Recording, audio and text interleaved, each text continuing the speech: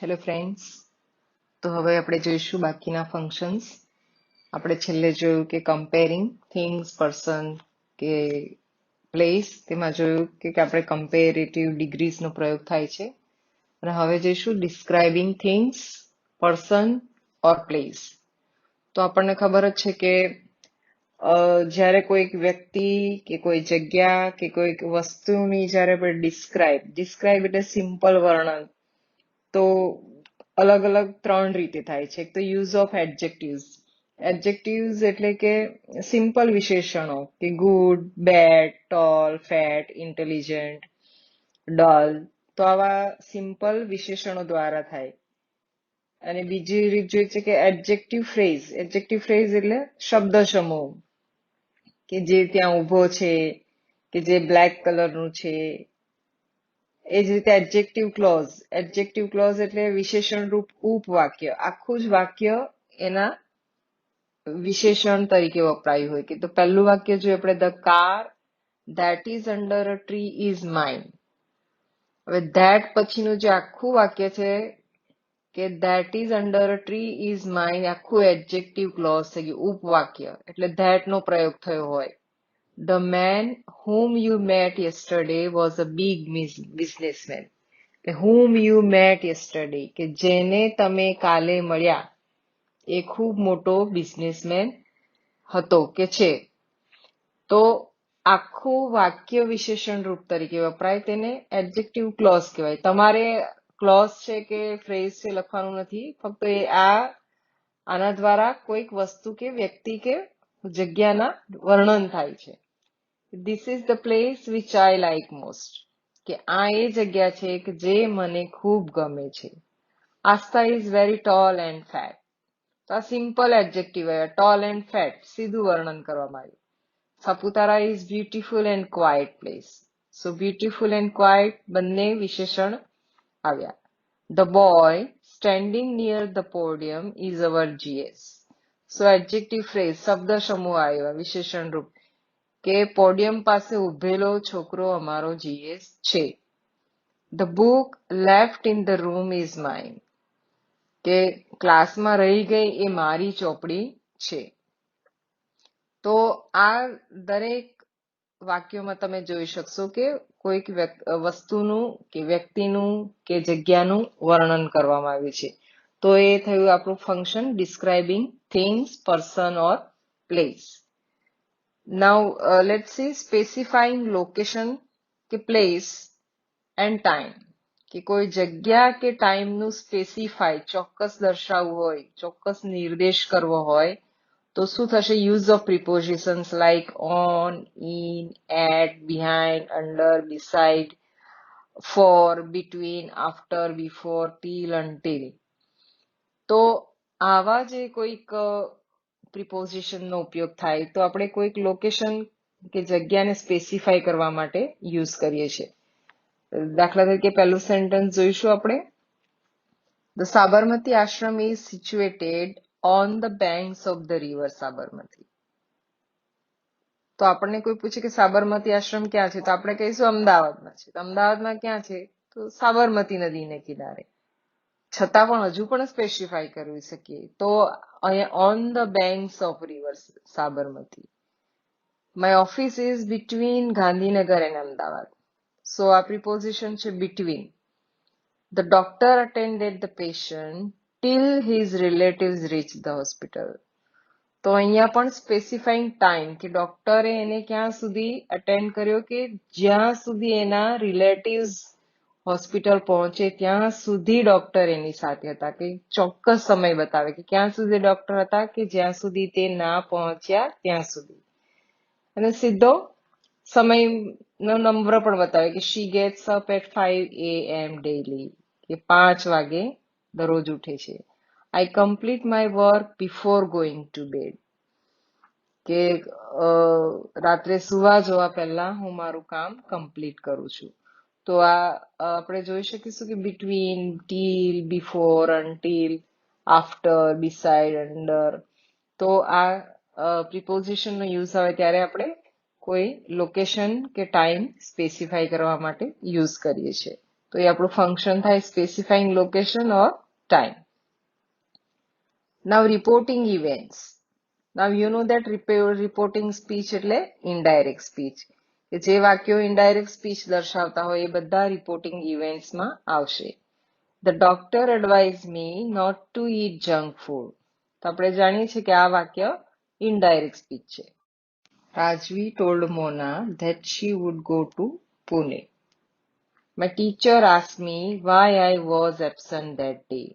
So all these sentences are in indirect speech. તો આ બધા જ વાક્યોનું ફંક્શન થયું રિપોર્ટિંગ ઇવેન્ટ્સ. તો હવે જોઈશું આપણે making request and suggestion. Making request એટલે વિનંતી કરવી અને સજેશન એટલે દરખાસ્ત કે સૂચન કરવું. તો એમાં થાય છે would, could, will, can, shall, let, please નો પ્રયોગ.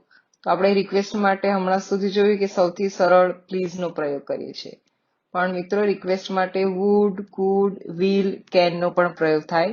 અને જે મોટે ભાગે wood, could, will, can no પ્રયોગ થાય ત્યારે એ વાક્ય રચના પ્રશ્નાર્થ વાળી હોઈ શકે છે કે would you please give me your pen કે could you note down my number.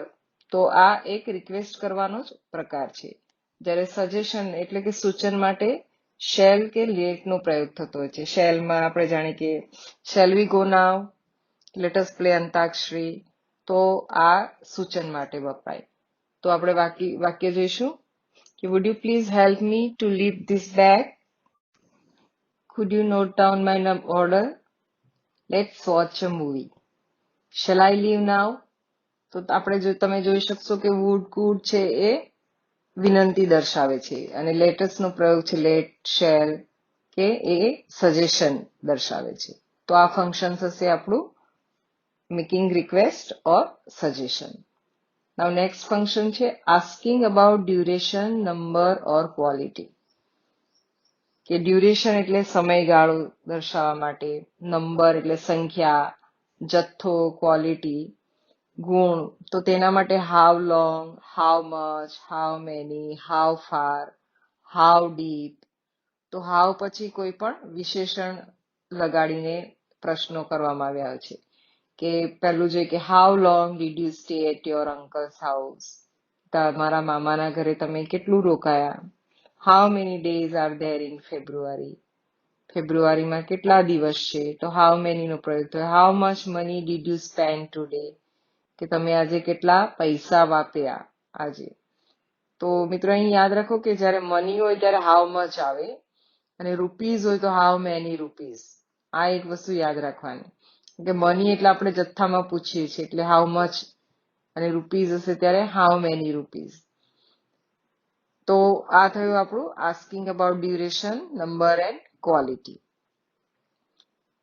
એ જ રીતે જોઈએ સિકિંગ ઇન્ફોર્મેશન અથવા તેને બીજું કહેવાય છે ઇન્ક્વાયરી એઝ નેચર. કે કોઈક ઇન્ફોર્મેશન માંગે છે અથવા તો કોઈક સામાન્ય પ્રશ્નોત્તરી પૂછે છે. તો એના માટે એક તો WH ક્વેશ્ચન હોય છે પ્રશ્નો પૂછવા માટે. હુ, વોટ, વાય. કેનથી પ્રશ્નો હોય. Will, how many, how much. ટૂંકમાં આપણે કંઈક વિશેષ જાણવા માંગીએ છીએ ત્યારે જે પ્રશ્નો સામાન્ય પ્રશ્નોત્તરી હોય છે એને આપણે ઇન્ક્વાયરી એઝ નેચર અથવા તો વધારે જ્યારે કંઈક પૂછવું હોય તો તેને તમે સિકિંગ ઇન્ફોર્મેશન કહી શકો. What is your father, what is your name. તો આ છે just inquiry as nature. Where were you why were you absent yesterday. Can you cook, how much should I pay for this. હા, અથવા seeking information વધારે જાણવું હોય તો તમે એમ પણ કે how many continents are there in the world. તો then you can write seeking information. તો જે કોઈ ઓપ્શન આપ્યું હોય ત્યાં સિકિંગ ઇન્ફોર્મેશન પણ આપ્યું હોઈ શકે કે ઇન્ક્વાયરી એઝ નેચર. તો એમાંથી આ જ્યારે આવું ઇન્ક્વાયરીને લગતા પ્રશ્નો હોય તો તમે બંને ફંક્શનમાંથી જે આપ્યું હોય એ લખી શકો. Now next function is talking about alternatives. Alternatives એટલે મિત્રો વિકલ્પો દર્શાવવા માટે. તો આપણે અહીં આઈધર ઓર, નાઈધર નોર કે ઓર નો પ્રયોગ થાય છે. Indicating contrast. કોન્ટ્રાસ્ટ એટલે કે વિરોધાભાસ દર્શાવવા માટે. ધો, ઓલ્ધો, ઇવન ધો, યેટ, બટ. છતાં પણ. અને talking about reason and result હશે તો રીઝન હશે તે એઝ, સિન્સ, બીકોઝ. રિઝલ્ટમાં પણ ધેરફોર, સો નો પ્રયોગ થતો હોય છે. તો આપણે નીચે વાક્યો જોઈશું. Sit quietly or leave the class. ક્લાસમાં શાંતિથી બેસો, ક્યાં બહાર જાઓ. તો અહીં વિકલ્પ આપવામાં આવ્યા છે. You can go either Shimla or Manali. તો આ વાક્યમાં પણ મિત્રો આપણને વિકલ્પમાં આપવામાં આવ્યું છે કે તમારે ક્યાં સિમલા જવું જોઈએ, ક્યાં મનાલી જવું જોઈએ. Neither my mom nor my dad will attend the meeting. So તમે જાણો છો કે neither nor નો પ્રયોગ નેગેટિવ, બેમાંથી એક વિકલ્પ આપણને જ્યારે નથી જોઈતું ત્યારે neither nor નો પ્રયોગ થાય છે. Though Shikha was ill, she went to school. સો તમે મિત્રો અહીં જોઈ શકો કે અહીં આવ્યું ઇન્ડિકેટિંગ કોન્ટ્રાસ્ટ કે ધો શિખા વોઝ ઇલ, કે તે બીમાર હોવા છતાં તે સ્કૂલે ગઈ, હોવા છતાં. સો ધો, ઓલ્ધો, ઇવન ધો એ હંમેશા વાક્યની શરૂઆતમાં પ્રયોગ થશે મિત્રો. Mister Shekhar is very strict, yet or but he is very positive. Yet અથવા બટ જે આવે એનો પણ અર્થ છતાં પણ જ થશે. તો એ વચ્ચે આવે છે કે એ ખૂબ જ સ્ટ્રિક્ટ છે પણ ખૂબ જ પોઝિટિવ છે, ખૂબ હકારાત્મક છે. મિત્રો અહીં પોઝિટિવ એટલે આપણે હમણાં કોરોનાના ચક્કરનું પોઝિટિવ ના ગણતા, હકારાત્મક વિચારવાળા, વિચારસરણી ધરાવતા છે એવું. હા, હવે એઝ અને સિન્સ તો એ છે મિત્રો, એ પણ રીઝન બતાવે છે. પણ એઝ અને સિન્સનો પ્રયોગ હંમેશા વાક્યની શરૂઆતમાં થાય છે કે એઝ ઇટ વોઝ રેઇનિંગ હેવીલી અથવા તો since it was રેઇનિંગ heavily I didn't go to school, કે ખૂબ જ વરસાદ પડી રહ્યો હતો એના કારણે હું સ્કૂલે ગઈ નહીં. તો આ રીઝન છે, કારણ છે. People are living villages because they do not find employment over there. લોકો ગામડાઓ છોડી રહ્યા છે કારણ કે ત્યાં કોઈ એમને કામ મળતું નથી. તો આ એક રીઝન છે, બીકોઝ, ધેરફોર. તો મિત્રો વાક્ય વાંચો ત્યારે તમારે વાક્યનો ભાવ સમજવો જોઈએ કે અહીંયા કારણ આપ્યું છે, ઇઝ, એઝ, સિન્સ નો પ્રયોગ થયો છે. તો આવા વાક્યો થશે તમારો ટોકિંગ અબાઉટ રીઝન. પછી નેક્સ્ટ જોઈશું. We had planned well, therefore we got success. કે અમે ખૂબ સારી રીતે પ્લાન કર્યું હતું અને એટલે જ અમને સક્સેસ મળ્યું. સો this sentence shows result, કે પ્લાન કર્યું હતું, મહેનત કરી હતી અને અમને સક્સેસ મળ્યું એટલે રિઝલ્ટ મળ્યું. So showing result. He got up late, so he missed the bus. મોડો ઉઠ્યો એટલે બસ ચૂકી ગયો. Kripa is very polite, so everybody likes her. કે કૃપા ખૂબ જ પોલાઇટ છે, નમ્ર છે એટલે તે બધાને ગમે છે. તો રિઝલ્ટ બતાવે છે. તો આ વસ્તુ યાદ રાખવાનું કે વાક્ય કયો ભાવ પ્રગટ કરે છે. તો એના પ્રમાણે ટોકિંગ અબાઉટ ઓલ્ટરનેટિવ્સ કે ઇન્ડિકેટિંગ કોન્ટ્રાસ્ટ કે ટોકિંગ અબાઉટ રિઝલ્ટ કે રીઝન એ તમારું ફંક્શન થશે. Now let's see talking about condition. Condition એટલે મિત્રો શરત, અને એમાં ઇફ અને અનલેસ નો યુઝ થાય છે. ઇફ એ હકારાત્મક કે જો આમ કરશો તો આમ થશે, અને અનલેસ એ નેગેટિવ, જો આમ નહીં કરો તો આમ થશે કે અથવા આમ નહીં થાય. પણ જ્યારે અનલેસ નો પ્રયોગ થાય ત્યારે ફરીથી નોટ આવશે નહીં. તો આપણે વાક્ય દ્વારા સમજીએ કે if you save the nature will save you. કે જો પ્રકૃતિને બચાવશો તો પ્રકૃતિ આપણને બચાવશે. તો બીજું વાક્ય છે unless you tell truth you will be punished. Unless એટલે કે જો તમે સાચું નહીં બોલો તો તમને સજા થશે. એટલે નહીં બોલો તો ફરી અનલેસ યુ ડોન્ટ ટેલ કે નોટ ટેલ એમ ના આવે. અનલેસમાં પણ નોટ આપ્યું જ છે કે unless you tell truth you will be punished. If you work hard, you will get success. જો તમે મહેનત કરશો તો તમને સફળતા મળશે જ. કે મિત્રો આ ટોકિંગ અબાઉટ કન્ડિશન જે છે એ આપણા ઘરમાં બહુ નાનપણથી જ યુઝ થાય છે. નાના બાળકોને પેરેન્ટ્સ નાના હોય ત્યારે જો શાંતિથી બેસીશ તો ચોકલેટ આપીશ, જો ગીતો ગાશે, કોઈ ગેસ્ટ આવ્યું હોય તો બાળકોને આ રીતે કહેવામાં આવતું હોય કે જો ડાન્સ કરી બતાવશે તો આમ કરીશ. તો આ બધી કન્ડિશનનો પ્રયોગ ખૂબ સારી રીતે આપણા ઘરમાં થતો જ હોય છે, ઇફ ને અનલેસનો. બરાબર? તો એ તમારું ફંક્શન થયું talking about condition. Now next is describing process, કે જેમાં કોઈ પ્રોસેસ